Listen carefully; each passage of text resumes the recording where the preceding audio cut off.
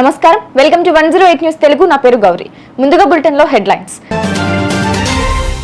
Secretariat లో ఊడిపడిన కూలిన భవనంపై పెచ్చులు, danger లో తెలంగాణ సచివాలయం. బీసీల నుంచి ముస్లింలను తొలగించాలి, కేంద్ర మంత్రి బండి సంజయ్ డిమాండ్. తంజావూరులో అకీరాతో కలిసి కుమారస్వామిని దర్శించుకున్న పవన్ కళ్యాణ్.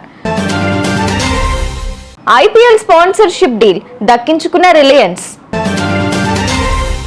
తెలంగాణ రాష్ట్ర సచివాలయ భవనంపై పెచ్చులు ఊడిపడ్డాయి.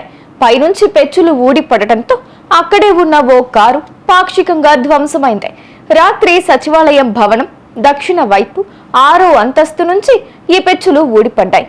పెచ్చు ఊడిపడటంతో ఆ శబ్దానికి ఉద్యోగులందరూ ఉలిక్కిపడ్డారు. కింద పార్క్ చేసిన కారు రామగుండం వ్యవసాయ మార్కెట్ కమిటీ చైర్మన్గా అధికారులు గుర్తించారు.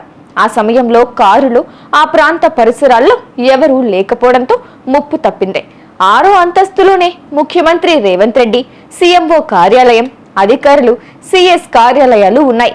ప్రతిష్టాత్మకంగా 100 కోట్లతో నిర్మించిన సచివాలయంపై నుంచి పెచ్చులూడిపడటం ప్రజల్లో తీవ్ర చర్చనీయాంశంగా మారింది.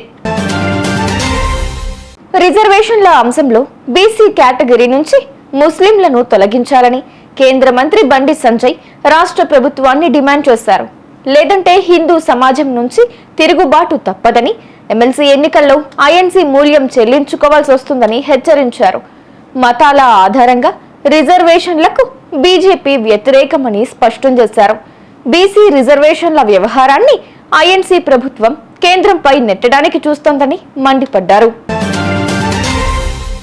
AP deputy CM Pawan Kalyan పుణ్యక్షేత్రాల యాత్ర కొనసాగుతోంది.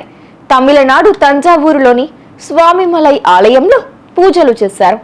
అక్కడ శ్రీ స్వామినాథ స్వామిని దర్శించుకున్నారు. పవన్ వెంట ఆయన కుమారుడు అకిరానందన్, స్నేహితుడు ఆనంద్ సాయి ఉన్నారు. నిన్న పవన్ కళ్యాణ్ కేరళలో పలు ఆలయాలను సందర్శించారు. ఇండియన్ ప్రీమియర్ లీగ్ ఐపీఎల్ 2025 పానీయాల విభాగంలో స్పాన్సర్షిప్ డీలు ముఖేష్ అంబానీ ఆధ్వర్యంలోని రిలయన్స్ కన్స్యూమర్ ప్రొడక్ట్స్ దక్కించుకుంది. అందుకోసం రిలయన్స్ దాదాపు 200 కోట్ల రూపాయలు వెచ్చించింది. గతేడాది ఈ స్పాన్సర్షిప్ హక్కులను కోకోకోలా సొంతం చేసుకుంది. పానీయాల విభాగంలో ఈ డీలు దక్కించుకోవడంతో రిలయన్స్ కు చెందిన కంపా కోలా విక్రయాలు పెరిగి దేశవ్యాప్తంగా ఆదరణ పొందుతుందని కంపెనీ భావిస్తోంది. చూసారుగా, ఇవి ఇవాల్టి బులెటిన్ అప్డేట్స్. మరో బులెటిన్ తో మళ్ళీ మీ ముందుకు వస్తాను. అంతవరకు కీప్ వాచింగ్ 108 న్యూస్ తెలుగు.